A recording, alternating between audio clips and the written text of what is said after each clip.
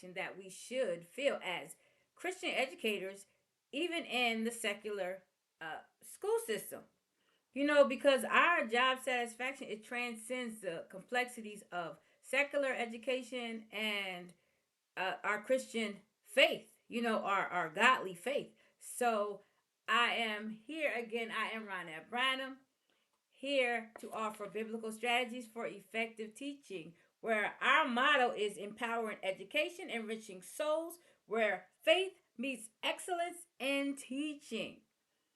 I am so excited to, create a vibrant and supportive community for educators, especially those of the foundation of faith. I am so excited to be that, you know. So just go along with me on this journey. Join me weekly on Tuesdays at 5 p.m. from now on until I regroup, till we regroup and create something different. So just be here on Tuesdays at 5 p.m. And I'm ready. Once a month, I will be going live. I was doing live for a while, but right now we're going to record and upload the video. So join us 5 p.m. And then once a month, we'll go live. And then I'll be glad to have you here and where we can interact, where you can comment and be a part of I was going to say of the service, where you could be a part of our episode. So that is exciting to me, and I am so glad to dig into this subject today, where we are talking about job satisfaction. We are navigating this for the most part. There are more secular schools than there are Christian schools or God centered schools, however it may be, biblical based schools. I'll leave it like that. So there are more secular public schools, uh, charter schools, who are even private schools who are secular. They're not following, have a base of a biblical basis. But at that same time, we know a lot of the things that SEL, that social emotional learning, a lot of that is biblical based, whether we want to admit it or not. So that is just something that we can just discuss. Give me 1 second. How we can discuss how those foundations affect our teaching, and how it affects our lifestyle, how it affects our job satisfaction. Are we going to school focusing on the negative or focusing on what they want us to teach, and then we are not feeling satisfied because we are following their orders step by step by step? Is that what we're doing? Or are we using our teaching as a calling? You know, so if we're called to teach, then we should be fulfilled. If we say God has called us to be an educator, we're going to be fulfilled because we are following standards that are given by God, or given through biblical foundation. So to say we are not fulfilled on our job, then that means there's something that is lacking somewhere. You know, because we have, like for me, I've been a teacher all my life. I hear people coming to me telling me things, that saying that I helped them with, or that because of me, such and such and such. But I always knew that I was like that walking testimony. I used to say, before I became conscious of it, I used to say I was that walking commercial for different things. I would talk to people. I never forget, I had this, I probably said it before. There was this uh, nail polish, nail growth thing, right? And I was a walking commercial for that stuff. Like, people watch my nails and they say, "Look at your nails, they're growing like so fast, so great." And I would give them the reason why, and I would tell them this is what happened. So different things. I've always been a teacher. I've been tutoring for many years. And there's one particular family of their friends of mine, but I tutored so many people in their family. I was a teacher. My friend's mom, um, Her sister asked me to tutor, but I just didn't have time at that time. And then her sister ended up helping her. And I tutored her grandson. I tutored her uh, grandson's cousin. I did so many. I just been through tutoring people. So, uh, and that was before the a business or in the during the time I had the tutoring business. But it's just that this is my calling. I've been a teacher always. I was years ago when I was at a church and I had to speak a few times. The pastor, I don't know what it was where they think that a teacher is a lesser than, because we all need teachers for everything. I don't care who you are, where you are, you have to be taught. You have to be taught, you have to be taught how to walk. Babies, we don't actually teach them how to walk, we coax them along, but they're being taught by watching other people, because the easiest thing for them to do is stay on the ground and crawl, but they see other people. So there's like, you're taught by example, you're taught by the explicit direction, direct instruction.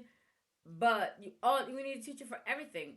There's nothing that we learn unless it's just natural, unless it's just something natural that's happening inside of our bodies. But overall, we're taught. So that we all need a teacher. Some of us are called to teach, some of us are not, but it's just great that we can understand that we have a calling, and that the impact that our job has on our calling has on our job satisfaction. I mean, there are things, if we feel like we don't have job satisfaction, or we're not feeling fulfilled on our job, there's things that we can do, like integrating our faith in our classroom. There are ways to get around it. You can't go into the classroom saying, we do anyway, so I don't even, everybody is like, thank God this and thank God that. So I don't know. But in general, if somebody is observing us, we're not throwing out scriptures and Bible verses and saying, thank God that I learned this because now I'm able to teach you. We're not saying those, we're not using those words, but we can integrate our faith into our communities, into our classrooms. That's what I meant to say, into our classroom, by just aligning our values with the way we teach. The way we teach. If we teach, I know, to be fulfilled, a lot of times we are just there for the dollar. You know, I have it as God is my employer, so I'm working for Him. I'm not working for the Board of Education. They are the resource who pays me, but I'm employed by God. So if you look at it like that, you're going to be fulfilled if you are doing it and thinking that, okay, God is the one who gave me this job, or you're thinking I'm working for Him, so that means I'm going to put my best foot forward. We're not, if we are there, a lot of times, we see people who are teaching who just not lackadaisical, and they are just going with the flow. They're not even putting any effort, or they're not even putting effort to try to learn the curriculum, the program, or whatever it is. They're just like opening their book and saying, okay. And if they get it right, they get it right. If they get it wrong, they get it wrong. We can do that. But if we're following precepts and principles of from the Bible, we're not going to do it like that. We have a purpose, and we know our purpose. Our purpose is to educate our students, and that is something that has to remain in our forefront, remain at the top of our list, to remain at the front of our minds. I am here to educate my students, and because this is my calling, I'm going to put my best foot forward. Whatever that is, your best foot. I don't know. You're gonna be intentional about everything you do in the classroom. I am intentional, and it's amazing when you change. I remember coming into second grade teaching, and it was a struggle. It was a struggle because I felt defeated from day one, because I didn't have the resources that I needed. And then even once I changed my perspective, it took me a minute, because I was struck. We went through some things, since second grade. No material, no support, no direction. I said, no, you probably think I'm exaggerating, but I'm not. This is just what it was. I started out in second grade with a principal who was not from elementary school. He was a high school, and he was struggling. So it was, he's struggling. He can't help me because he doesn't understand elementary school. They're just little babies, and he's just trying to keep all the cats in the pen, as you will. So it was a struggle. Then you have these people who are there to, who were there. I don't even think we have those positions anymore. Who are there to help in literacy and math. There was one lady. She would help, but I didn't need her help. If I asked her something, I knew more than her, and it was like, come on, because we had a new curriculum, a new math program, and I studied it. This was her job, but again, there's some things that how we approach our jobs, because I was struggling with the fact that students weren't understanding, because it was second grade and they just got this program. So it would have been better had they had it from the early kindergarten until up until the second grade. Then they would have been understanding. So she was like, "Don't worry about it. They'll get it. And if they don't, just move on." And I couldn't. I wasn't good with that. And then I had literacy. We had no program. I didn't know. I was using the books we had. And then I was told that's not even what you're supposed to be using. You're supposed to be using this over here. So again, that's a whole other issue. That's starting a whole new conversation. Job fulfillment. Was I feeling fulfilled? No, because I didn't feel like I was making an impact. I didn't think I was transforming any lives. I didn't feel as though I was able to execute the second grade um, ed- the education of those students. Now I'm different. I know what my job is. I know what I'm called to do. I know whether I have the material or not. What I'm going to do.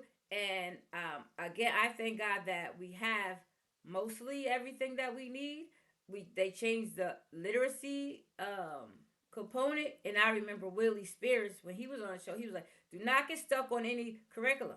You know you're there to educate. You're there to make a difference. You're there to impact lives. So don't be stuck on a curriculum." I'm not stuck on a curriculum. I'm just stuck on having everything I need to educate my students. When there's a lack of things, and then they want you to make gold out of, there I go again.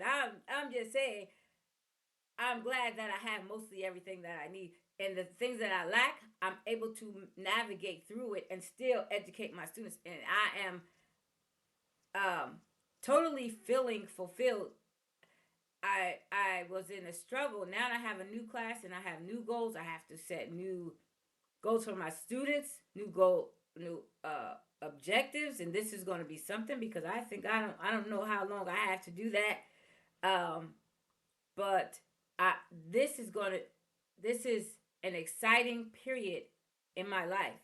You know how you hear different things that we learn from the Bible. The Bible says there's a time for everything, a season for everything. This is a new season, and I am so excited that I can begin here, set some goals, and see if I could. I see if I could, and watch this work. Watch this happen. Watch it with my students. I'm so excited. I have all different levels of students, and I have very few, which is amazing in that. I have, like, the spectrum is so wide of what my students can do, what they know. So I am, the things that I can do, things that can happen right now is exciting. And so I just want to know, like one thing that we could do to have that job satisfaction. We line our values um with our calling, with our classroom. You know, we have values. What is your What do you value? You value your purpose. I value my purpose. I am motivated by my purpose. That is something that I'm motivated by. I'm motivated by my purpose. My purpose is I'm here to educate. I'm here to teach. Like, it is ingrained in me. And I've never been the one who wanted to be on the podium in the limelight. And then educating, being a teacher puts you there. You're the center stage. You're the one talking. Everybody knows you. Everybody's looking for you, looking to you for answers, and that's amazing. Being a natural teacher, not knowing, not thinking about that. I remember being in awe of teachers when I wasn't a teacher yet, when I was a substitute. The first thing I ever did in a class or in a school was be a substitute. And I watched the atmosphere of the teachers. And I was in awe. Like, these people are special. They're walking around. They're teachers. They have their own classrooms. And it just was exciting to me. And I never thought that I could actually do that, even though that's what I wanted to do. I never thought that I could actually be who they were, do what they're doing, and feel. I mean, and just walk in it. That's what I didn't think. It was just some years ago. I was in my 20s, and it was an exciting thing. But at the same time, like, oh, can I do that? I want to do that. I remember they were making like $25,000, and I was excited. Oh, they started out with $25,000. I was happy, just wanting to be a part of that community. So align your values, whatever you think is important to you. You know, you want to have integrity. You know, you want to be honest. And so that's something that you can set meaningful goals. We talked about goals last week. You know, you set smart goals. You know, they have to be specific. Set specific goals. Watch yourself move in those goals. Watch yourself be execute those goals and accomplish those goals. That is a sense of fulfillment right there. When you checking off uh, things that you have met, goals that you have met, when you're checking off, I did that. Whoo, I did that. I wanted to do this. I made it halfway. I made it three-quarters of the way. I am moving in the right direction. That is exciting. Make it achievable. Don't set goals you know you can't achieve. I'm going to have these students reading fourth grade level, and you're in the second grade, and they're starting at kindergarten, preschool level. That's not achievable unless you have a genius on your hand. And every now and then you get a little genius, but he comes in there already doing that. I had a student in second grade. He was reading Z. That's it. He couldn't read any. He was comprehending what he was reading, because you can't read a Z if you can't comprehend it. You know, you could read the words, but you're not that level if you're not comprehending and being able to give it back to me and explain it, and you know, and say what it is you read. So there, what was I gonna do with him? Like, I had to figure. I used to give book reports every day. They read a story after school, or they read in a book, and then they were supposed to write about it. This man, he was going through. This little boy, he was going through countries and writing the capitals and talking about those things and about the countries and the cities and the states and all that stuff. I didn't give him that. He wanted to do it. Okay, that's cool, fine. You know, I guess I was supposed to be reading it. It just was exciting. So set those goals. Come on, you can set those smart goals. You know, and you have to have a time limit on. So once you get those smart goals, and I'm not even going over that. We did it last week. You set those smart goals. You reach those goals. As you're reaching, you keep checking back as you're going through it. Checking back, seeing what step I am at today. This is what I have to do. This is what I will be. And then, you know, build positive relationships with your colleagues, with your students, with your parents. Now I have to meet all my new parents. I met one student's parent the last week. We have, you know, different things. The students were going through different changes this year. This should be their final change, unless the parent is adamant about putting them back or doing something different. But I have to meet and talk with those parents and reassure them that they're in good hands and that they will be happy they had me as a teacher. So building those relationships, building them with our administration and our like I said, our colleagues. You know, you can always get with colleagues and collaborate and discuss and bounce ideas off of each other and ask for help.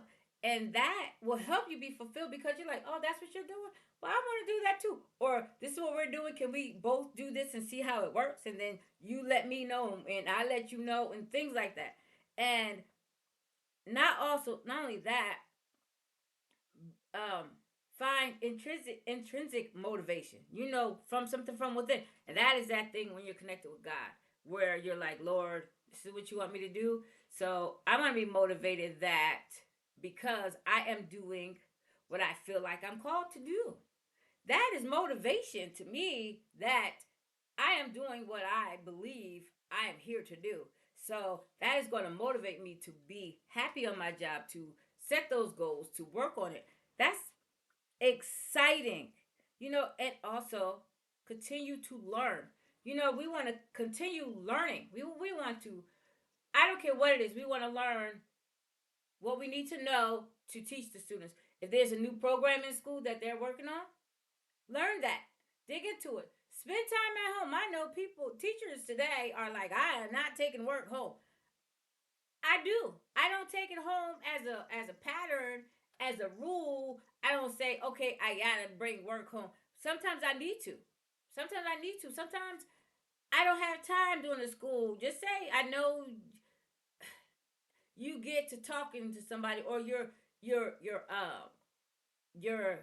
what is it called, your planning time in school is cut short for whatever reason, or you just are not feeling that planning time right then. There are things that happen where you want to say, okay, well, I want to knock this all out today. I had to bring home some work this weekend. I had to do my lesson plans. I had to go over what it is going to happen. We're starting new science. Not to mention the science. I only looked at one lesson of the science. I didn't look at the whole week. So looking at one lesson, that was enough for me. So I should have done some more today. I planned to spend today. I didn't want to, but I do have to bring work home. I have to come home. I need to finish grades my in the grade book. I need to go online and do some things. I started last week, but I don't even have enough. I have enough work, but I have to go through it and see what am I going to add, what am I going to not add. Like the students took a test last week. My old students, they didn't even get it, so there's nothing I'm going to do with that work. I told the new teacher, don't even worry about that because that is not going anywhere. They need to relearn it. They need to reteach it. So continue to learn. We have so many. If you're a part of a union, or even if you're not, you can always find things online that there are things that could teach us something that we can learn in order to continue. We can also, this is like one of the most important things, is celebrate your achievements. I talked about that prior. Celebrate your achievements. My students did thus and so. I did this. I helped with that. I coordinated this. I developed that. Whatever you develop, develop a program that helps students navigate the classroom without your help. You developed, uh, you helped, you supported other teachers. Like again, I have a new my students have a new teacher. What I did was helped her. I supported her. I gave her insight on what I knew.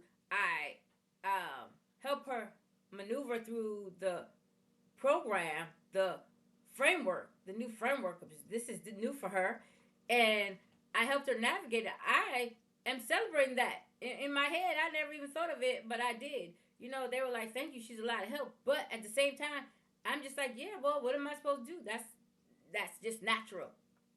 How can I just give it to her and just leave her? No, some things she needs that she didn't know, she wouldn't know, and so doing that is something to celebrate, and also create a positive work environment. I know there were times, there were last year, for instance, I had a person in my classroom. We didn't get along. We didn't have the same ideas. We didn't have the same ideals. We didn't have the same work ethic. I don't know what was happening. Excuse me. And so it didn't work. I tried. I tried. That's the problem. I tried. I should have just did it. But it was, we have things in us that are blocking us, and then they're blocking, and we got an attitude, they got an attitude. So have that positive work environment. I came in this year. I'm not worried about that aspect of my job. Like if I need you, do your job. I'm not even worried. I'm not. I'm fighting. I'm choosing my battles, and so I'm creating a positive work environment. It just is help others. Again, that's the same thing. And then um, also, this is one thing I want to talk about is when you are when you're trying to work with the students and you're trying to help the students with that building that positive, that biblical, I'm gonna get it right, that biblical fra- framework in your classroom, right? You can't tell your students, no, we're going to do as the Bible says. We're going to walk in love, right? We're not doing that. You know, we're not. You're not going to say, okay, Romans and Galatians uh, 5 says this. We're not doing that.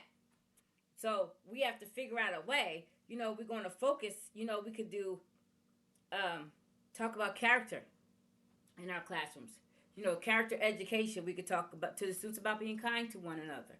We could talk to them about being honest and having responsibility for their own education, taking responsibility for their own education, taking responsibility for their actions, and those are biblical standards. Those are biblical. That's a biblical foundation. No matter who says it, we all think, not us, but the world thinks they came up with something new and something great that they're teaching. Excuse me, they're teaching the in the classroom. They're talking about this social emotional learning. The Bible been God has been teaching this a long time ago. He's teaching us to be accountable from the first Adam. The first Adam, the first man, whether it's you say the first Adam, that's man and woman back. The first ones. Well, he says, where are you? And what did you do? And there, Adam, the man, is trying to make an excuse and say, that woman you gave me. No, you're going to be accountable. This is what's going to happen. I already told you. Follow my precepts and you will live. And if you don't, you will surely die. And whether they died that day, they died. They were in darkness. Darkness, there's no life. So they were you know. So don't say we're talking about kindness. We talked about kindness from Cain and Abel, and being honest. So there's a lot. That's all biblical based. So we're coming up with this and teach them about being their personal and collective well being. Teach the students how to the importance of integrity. That is it. We can talk about that in our classrooms, teaching that, instilling that. Don't you think you'll feel fulfilled if you teach these precepts to your students and they get it and they're living it in the classroom? They're coming up with this. They're not talking about he's bothering me, she's bothering me. Stop doing this. No, because everybody is walking in that integrity, walking in that honesty, walking in that there's participating in their well being, in their own well being. That is you talking about. We could talk about whatever grade you can create service learning projects. That discuss empathy and compassion. We had a school. I know it's Trenton, but I don't know exactly what it is that I know it's a city, but I don't know who organized it. But they had a city cleanup. The students were going up from a certain grade. I think there were fifth graders in the school at that time, and then there was students from all over the district. They were out cleaning up the city. You know how great that is? Some students may have thought, okay, we're getting out of class and we're going to the streets. But no, they were actually cleaning. And then they did something with the weight of the bags. Each school, whoever had the most trash won. I would say that depends on what end of Trenton you were in. Because some areas, you probably had a lot more trash than the others. Or if it was near a store. People come out of the store and they drop their trash. They're eating that popsicle. They throw the paper down. So that kind of stuff played a part. But the students were excited about it. They were cleaning up their city because this is where they lived. They were in their own neighborhoods. That was exciting. Teach them about helping others. There may be a food drive. Oh, when we had food drives, I don't know that we had a food drive this year. I know we had a food drive last year in the last few years of my at my other school. We had food drives where the students brought in each day or week, I forget, where they bought in specific things. This day you're gonna bring in cornbread. This day you're gonna bring in for these few days you're gonna bring in cornbread. These few days you're gonna bring in canned items. Things like that. So it was a benefit to families in our school district, in our town, and it was exciting that the students were able to bring in and contribute.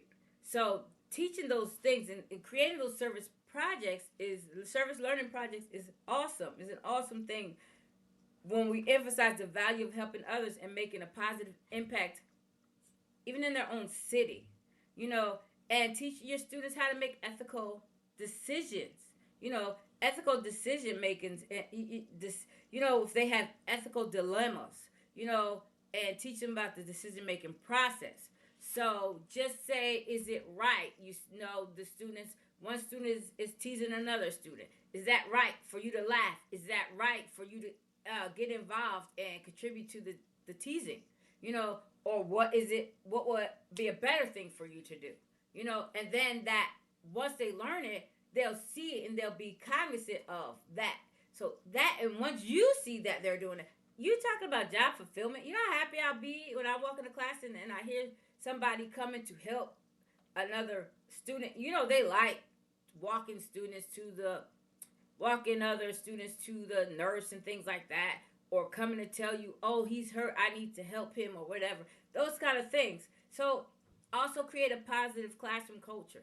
You know, Coming in the classroom with an attitude. We watched a video a few weeks ago, and it was about a high school student. He was really angry. He was very angry at a teacher for doing something. The high school teacher had a chip on his shoulder. There was no way that he created a positive classroom culture. The student was a high school. He was 18 in high school. He didn't have to be there. He could have dropped out. He was in I don't know if it was Philadelphia where, but it was years ago. But at the same time, he was in the classroom. He had a chip. He had a lot of stress on his home, on himself in his home life, and the teacher had an attitude with him. He didn't try to diffuse anything. Matter of fact, he's the one who ignited the fire, the teacher. So have a positive classroom culture is like number one in job fulfillment. Who wants to go to school angry?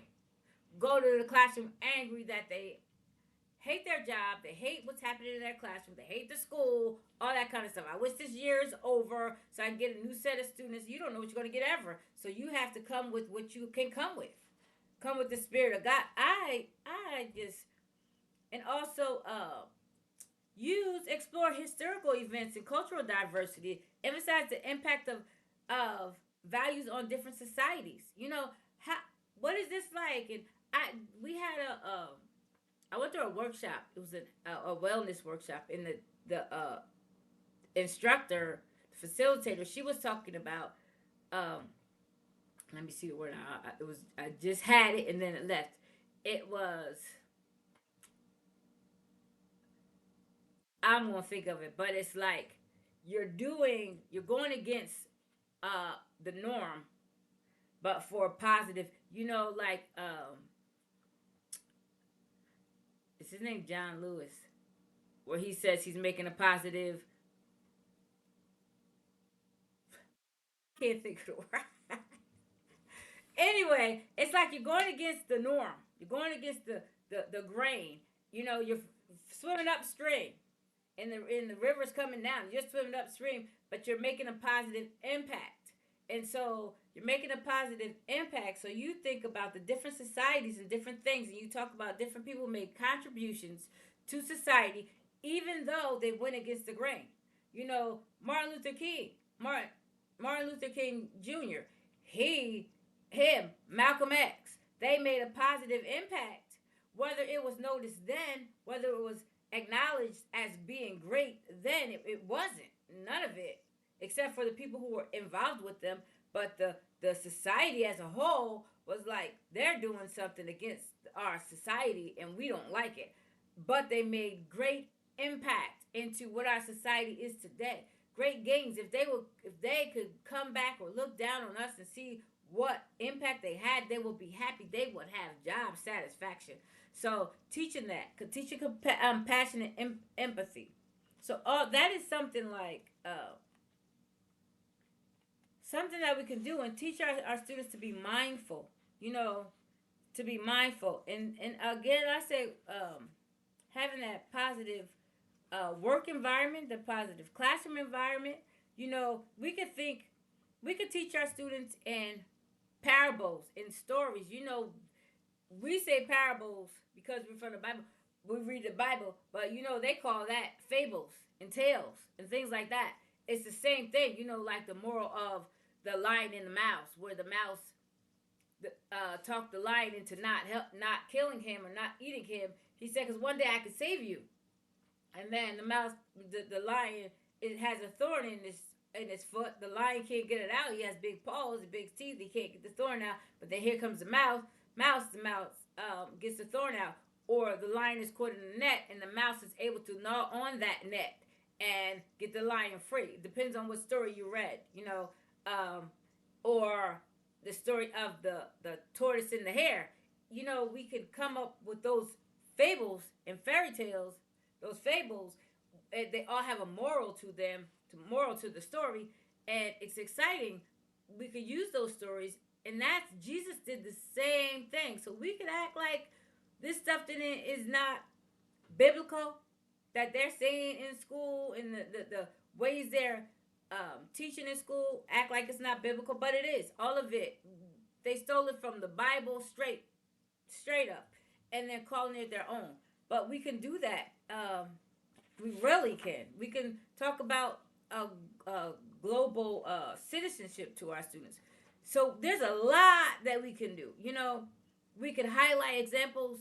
We could talk to other teachers, or we could look into other stories of other teachers who have done great things, you know, as inspiration for us, where there were teachers who opened schools, who began schools, parents who opened schools, who began schools, who fought against different things that were happening. Maybe they were inspired by things that happened with their own children, or where they saw a need and then they executed.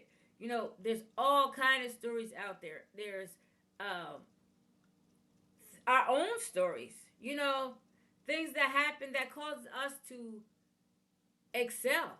You know, when people act like you can't do it and they give you a job and they act like you can't do it and you can. You know, we are doing things that when I tell you they want, our administration wants us to make gold out of straw, I am not making that up. I am not. And at the same time, they're telling us to do it, they don't believe we can. They're looking at the same old, this is normal. Students are behind. This is normal. I don't accept that. I am never going to accept it. I am working with my students. I don't care if I have them and they don't understand me. I promise you I'm teaching them so that they can go and move and excel. And I have watched, even like I said like a few weeks ago, where my students have grown. I have one little girl, I promise you, they were saying, we need to refer this girl. I think they're still referring her. She doesn't need it. This girl is reading. This girl is working on her math. She's learning. So it's so exciting. I'm so excited. I don't know what to do. You know, I am serious. It is just like I for one thing, she don't understand English. This girl speaks so much English now. It's amazing. And this girl is writing. She was writing simple. She couldn't spell. She couldn't sound out a word. She didn't understand it. So how's she gonna do it? She wrote. I remember the last first sentence. I say the first sentence. I saw her write for real when I asked what she gonna do Christmas break, and she wrote she's gonna go shopping. I helped her. I didn't help her. I guided her to sounding out the word shopping, and she did it. And her other teacher came and said, "Did you tell her to spell that?" No, she spelled that. I helped her. She told me the letters, and I wrote it, and then she wrote it. She said SH is sh, and O is I, and P is P, and I wrote it, and then she got it. And ing is ing. So two P's, of course, she didn't have that, but at the same time, that's what it was. And now her new teacher is telling me how well she's reading. And I'm like, yeah, I know she could do it. When I first met her, I didn't think it. So I'm excited about that. So building that supportive community, overcoming challenges, you know, again, think about the challenges that you've overcome. Think about the challenges that you have in front of you right now. Figure out, make a plan how you're going to beat those challenges, overcome those odds, because there's no challenge that comes to you that you can't overcome. None. Even if you hate it. I know my last position, I hated it. I told them I hate my job.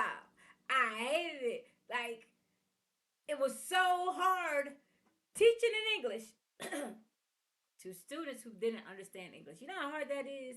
You sitting there looking like a clown. I felt like a clown. I felt like I was set up. Like, I was set up to fail. And it just wasn't a good execution of that framework. And so it was hard. It was difficult. And then the thing was, I had to work side by side with the Spanish speaking teacher. So we had to be doing the same thing. What I'm doing in English, she's doing in Spanish. And then I had to keep up. So that was hard. That's a whole other. You know what I'm saying? Overcoming challenges. I can give you challenge after challenge, and now I have a new challenge. And I think this challenge is not even with the students. I think it's the parents. I'm not sure. Some parents don't want their students, their children, moving again. But I'm telling you, got a great teacher. You just be happy with that. And then reflect on the growth that you have had. Everybody grows. If you haven't grown in the past year, I don't know what to tell you. That's you just were going with the flow. You were drifting. Stop drifting. Stop drifting. We are not ignorant of the wiles of the devil. One of his wiles is to have us drifting, just floating along, not committing to goals, not targeting and have any targets in our sight, but just drifting along. Stop drifting. Start being intentional about everything you do. Man, this is, I don't know what we call this year. Everybody got a new thing, but my year didn't even start this year. My year started prior to the beginning of the year. Starts every day. When I say it starts, it didn't start on January 1st, but this year, I'm intentional. This school year, last school year, I've started. So my year is extending way past 12 months. So it's me being intentional about everything I do with my job. So now I have some more things to work on and be intentional with my relationships and things like that. But be intentional. Don't drift. Drifting is when you're in the water, you know what drifting is. You're in the water, floating, just floating down, going with the flow. But guess what? Sometimes you need to swim. I don't know how to swim. That's a good analogy, though. But that's a great analogy. Sometimes you need to swim. The water might be going down a cliff, down a waterfall or something. You got to turn around and swim the opposite direction. You don't just go with the flow. Or you need to get somewhere faster. You got your car on cruise control and you're just floating along, and then you hit a bump, and then your car has to come back over. You have to pull it back over or something. Nowadays, cars move you back to the line. Mine does anyway. Um, but sometimes you can't even let that happen because you might have to go around the car, and your car is pulling you back because you're going across the line or something. It does that when I'm taking my granddaughter to work. The line's in the middle of the road, but then because it's a side street and this car is parked along, I have to go around the car. My car is trying to pull me back. I don't know that. I promise you, if I get close to one of those cars that's on the side, my car would slam on brakes or something. I'm not trying to do that. So I'm not just drifting. I'm actually taking control of the wheel. So this is just things that we can do. Self reflect. Discuss your role of continuously learning and growing. The points that we made, that I just made about, I lost my points about aligning your values. Remember, align your values. My values, I'm driven by purpose. That's how I'm driven, by purpose, and my purpose is the things that I know I'm called to do. My purpose is me teaching. I'm an educator. No sense in getting all bent out of shape because I got a teaching job. You know what I'm saying? Because they gave me this amount of students. Don't get a bent out of shape because no matter what, I'm a teacher. Set meaningful goals. This is all going to help you feel fulfilled, have job satisfaction. Develop positive relationships. Remember to go inside for that intrinsic motivation. And again, build character education with your students. Create service learning projects with your students. Create ethical decision making. Build ethical decision making among your students. All of this, reflect on your celebrate and reflect on your achievements. We all have achievements. We all, even though you're not recognized all the time on the job, we got people, and this is no shade to any person. We have people where we have to vote for teacher of the year or educator of the year. We don't even know those teachers. I don't care what you say. I know the teacher I worked with this year because I worked with her and we were partner teachers. When I say partners, we had to do everything the same together. We had to keep up with what we're doing. We had to discuss what's happening with each student, right? We had to do that. So I know what kind of teacher I could nominate her because she's an excellent teacher. And she even said to me last week about nobody ever said that to her, that she has so much to offer. Nobody ever said, because they're not looking for it for one thing, and because they don't know. Because we don't know what somebody's doing in their classroom. Except they tell us, and we don't know if that's true or not. We don't know unless we see it. Only person that sees it is our principal, and then our principals come in and they're looking for a certain thing. We already know what we're going to teach when they come. We have that thing all planned out. So they don't really know. They know what they see. They don't know that this is truly us unless they're walking in on us. I had a principal who we had like an open space type thing. So we had like those cubicle walls. So the walls didn't go up to the ceiling. She would stand outside and listen, which was great because that's the reason I got a job, because she was outside listening to me teach and me communicate and have a relationship with my students. I was a long-term sub, and that's the reason I'm in the district I'm in today, because of her standing outside listening. That was something I didn't know until she told me. That was awesome. I think that was awesome. I don't know if she did that to everybody or she just did it to me to see what was happening in the classroom. But again, are you feeling any kind of fulfillment, job fulfillment, any kind of job satisfaction where you are? If you're not, take a look at it. I didn't go to any scriptures. I have some too. It feels like sometimes I don't. I do. See all this paperwork I like, okay, we can go to the Old Testament and get we can go to the Old Testament and get scripture and get examples of what um people in the Old Testament did, or we can go to the New Testament and see what Jesus tells us to do. You know, Jesus tells us to do something, we can go to the Old Testament and get an example of it. That's how it works. Jeremiah 29:11, for I know the plans that I have for you, declares the Lord. Plans for welfare and not for evil, to give you a future and a hope. If you have job satisfaction, that's because you have a future and hope. God has created you for a purpose, and that is it being fulfilled. You could go back and see what he's talking about to Jeremiah. And then Micah 6:8. He has told you, O man, what is good and what does the Lord require of you but to do justice and to love kindness and to walk humbly with your God. But when you're in your classroom setting those great examples, creating that atmosphere, it's because that is what you are called to do. Period.